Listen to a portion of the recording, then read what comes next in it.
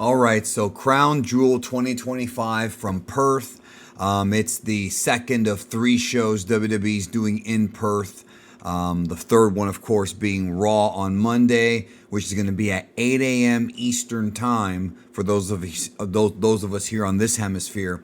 And SmackDown was on yesterday at 8 a.m. So this show was on at 8 a.m. Rare Saturday morning like recording for me. Usually I'm streaming around, well, not around this time, but usually a little while after this. Not today. I've got other plans. But one of my plans is to tell you about Crown Jewel 2025. The pay-per-view had a couple of things that I think you need to go out of your way to see. All five of the matches on this show were good matches. Like, literally all five of them were very solid in-ring wrestling matches. There was nothing that was, weak compared to anything else, I don't think. I did have some small criticisms of the show. Ultimately, like what I said last year for the Crown Jewel, championship, I know why they're doing it. It's kind of like WWE's version of like the All-Star game where you have the champions kind of, or like the Pro Bowl almost, where it's not WrestleMania, but it's kind of like, okay, we're going to have the two champions wrestle for a bigger prize, mostly bragging rights. And the thing is, a lot of the finishes were pretty easy to predict when it came to that. More so this year than last year, because last year I really thought Gunther was going to win, and he didn't. Cody won. This year, I just knew that Seth was going to win because they're not going to have Cody lose, or Cody beat Seth 4 times in a row. Seth has to get a W, and so I knew that was going to be the finish. But I'll go ahead and go over the matches and give you my thoughts on everything. The opening match, which this seems to be Roman Reigns' new favorite spot now as the opener, Australian street fight with Bronson Reed and Roman Reigns. Even though Bronson Reed is from Australia, he did get a pop coming out. Roman Reigns was still way more popular, like objectively so. He was way more over. And they went out there and they had your typical plunder match, which we saw a little bit of later, but it wasn't quite like this.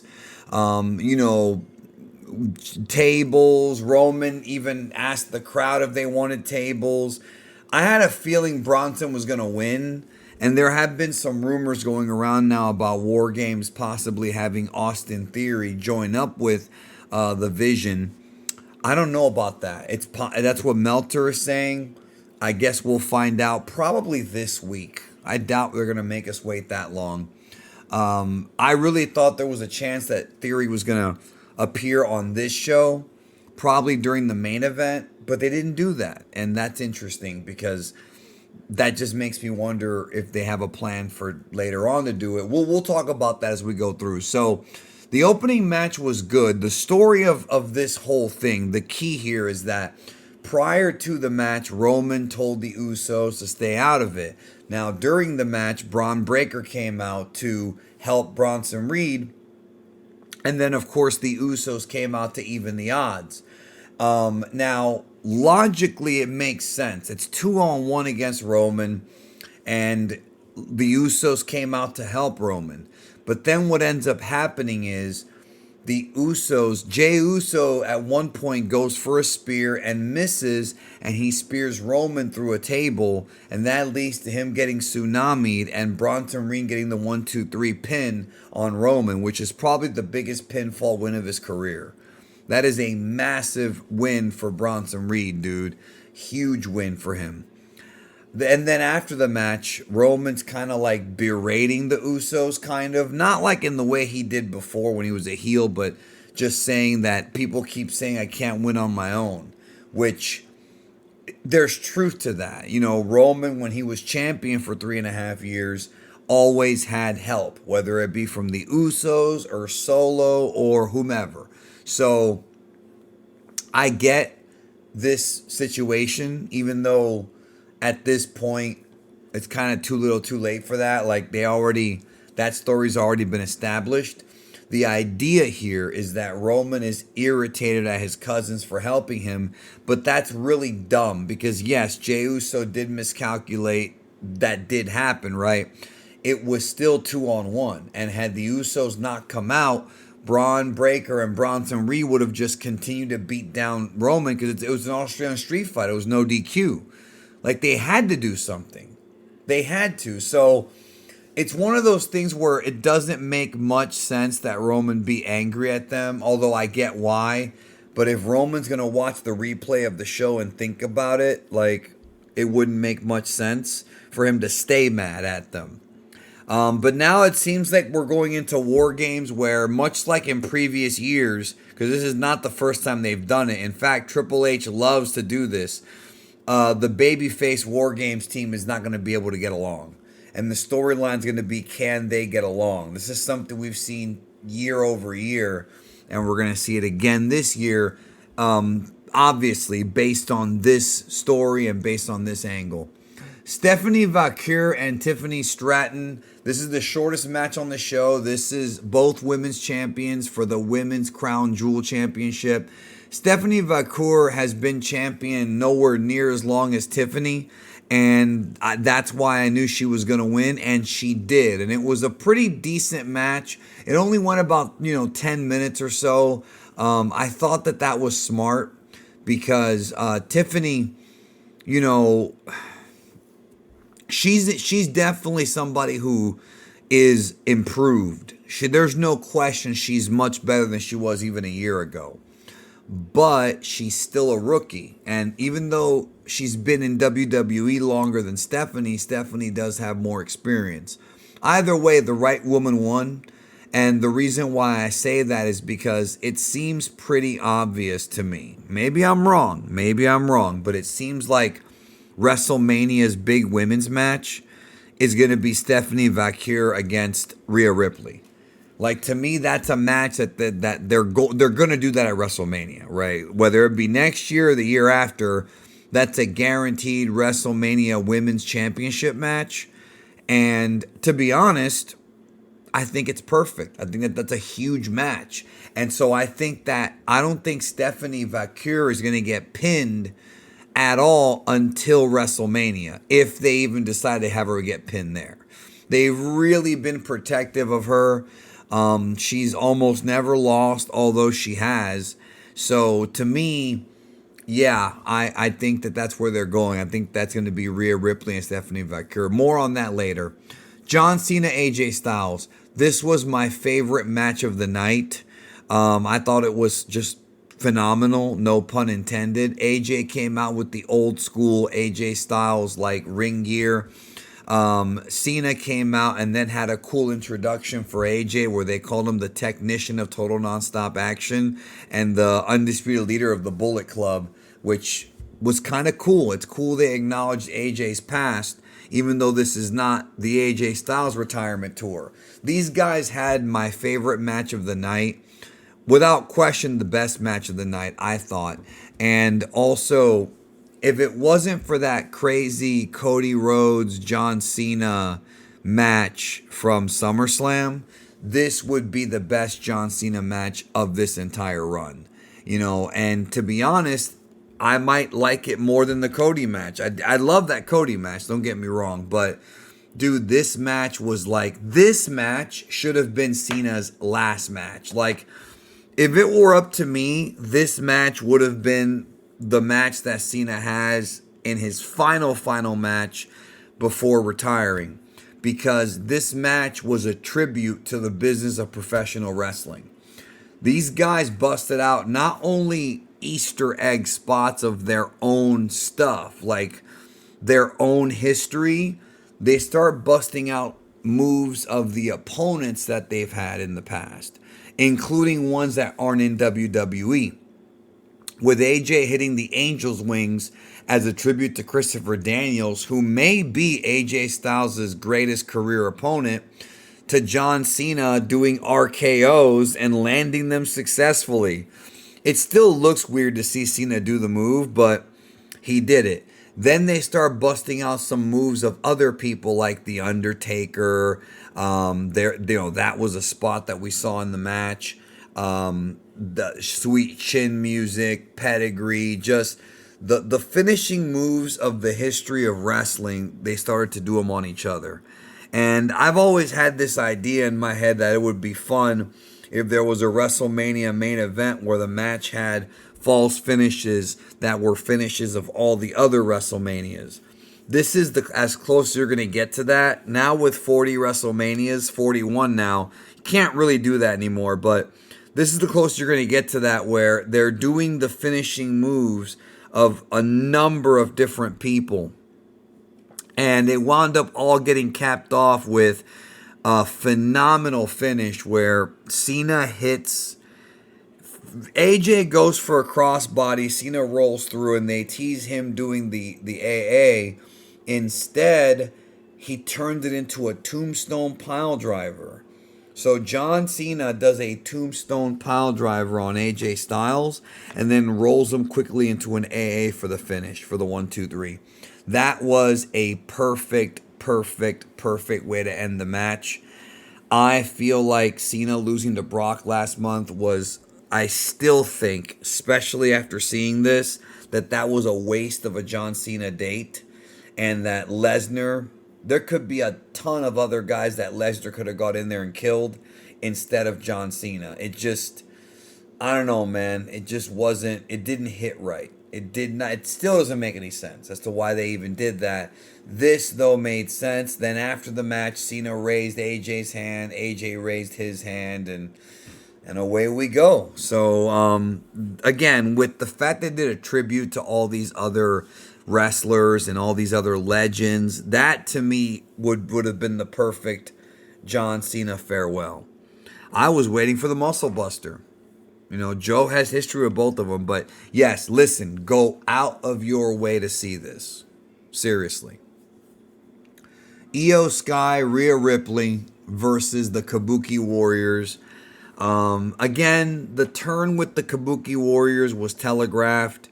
You know, it was we saw it coming. I'm not sure if this is going to continue and they're going to keep this going into a women's War Games match or not. They could also throw in like Becky Lynch and AJ Lee in there if they want to, because I think that's unfinished. There's still a lot of things they could do. Still a lot of ways they can go with the Punk Seth thing. But this match in and of itself was a really solid tag match. The story of the match was classic tag team stuff where Io Sky is like selling throughout a lot of it. And Rhea Ripley keeps making mistakes that allow Io to get double teamed. You know, this is just classic tag team wrestling where the babyface is pointing out to the referee that the heels are cheating while the heels cheat because the babyface is accidentally distracting the referee. That's been done a gazillion times. And they did it here. I mean, and it worked here. I mean, it worked.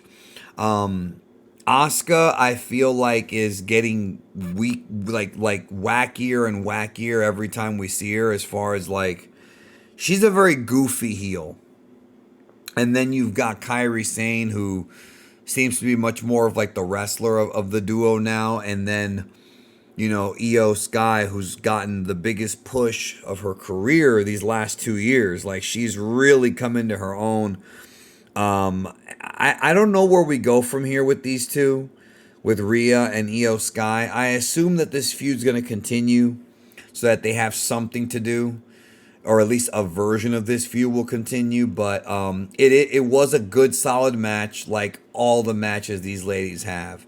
Rhea Ripley, I think, is just in this program just to kind of maybe wrap up the year before she ends up feuding with Stephanie Vaquer for at WrestleMania. You know, if they do that. And then we have the main event: Seth Rollins, Cody Rhodes, champion versus champion. Again, knew Seth was going to win. He did win. Earlier in the show, they had a backstage vignette where Heyman basically told the Bronze not to interfere because he wanted Seth to do it on his own. And I thought one of two things: either someone else is going to interfere besides the Bronze and help Seth, like Austin Theory or whomever, and then that would end up building to War Games by having Cody get screwed over, or I thought they were going to have them run out anyways, and it was just going to be Heyman kind of like bullshitting. Turns out neither of those things happened. Seth won the match. I don't want to say clean because it wasn't really super clean, but there was no interference. These guys had a really good match that I think was on par with the matches they had in 2022. You know, including the Hell in a Cell. I mean, that was great. This one, they were able to do some different things. I'm not sure if they topped on the Hell in a Cell, but it was in the same ballpark. The thing about this match, though, is it was a bit long-winded. This was a match that needed to be trimmed.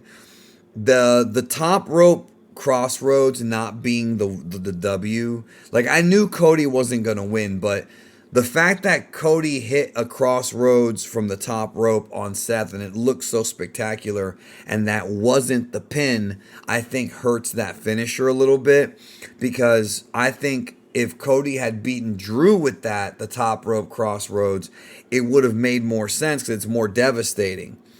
Here in this match, like, it was a 2 count. And so we're running into that problem now where, and then not just that, but Seth did like a coast-to-coast flying headbutt from one side of the ring to the other. We're getting to the point now where these 2 moments that I'm talking to you about were not the finish, and we're getting to where now they're going to end up being like the Canadian Destroyer is in AEW, where everybody does the move and it means nothing and it's not as special as it was 20 years ago. And I know there's some jackass who's like, well, moves are not going to be like that 20 years. It's been 20 years. No, dude. The first time I ever saw the Canadian Destroyer, I thought it was the most spectacular thing I had ever seen. Like, it was the craziest move ever. And now we see it on a nightly basis, bro. Penta has brought it to WWE. And it's like, I think the move has lost its real, like, you know, it's greatness. It's scarcity effect. You know, it used to mean something. In this match, so Cody hits the top rope crossroads and only gets 2 count. I mentioned Seth doing the flying headbutt from one side of the one turnbuckle to the other. The finish was Seth grabs this watch that Cody gave him. So Cody gave him a Rolex after WrestleMania 40. Just like how Cody was given a Rolex by Triple H and Bruce Pritchard. And there's a kind of a weird sort of ref bump where it looks like Seth maybe grazed Cody a little bit with the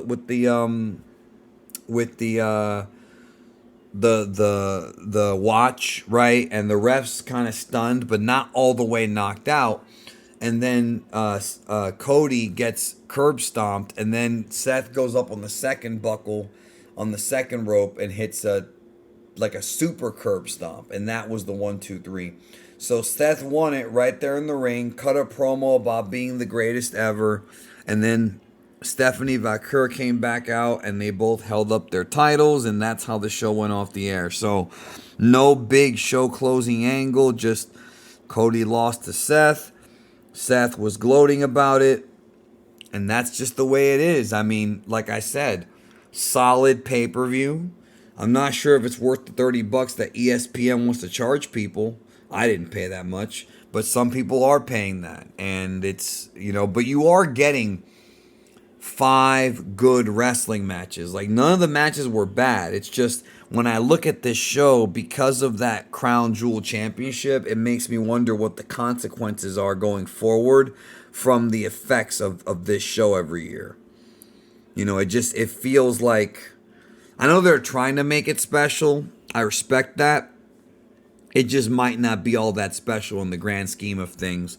But I will tell you, no matter who you are, go out of your way to see John Cena, AJ Styles. I'm out. Take care. Have a good one. And we'll talk soon.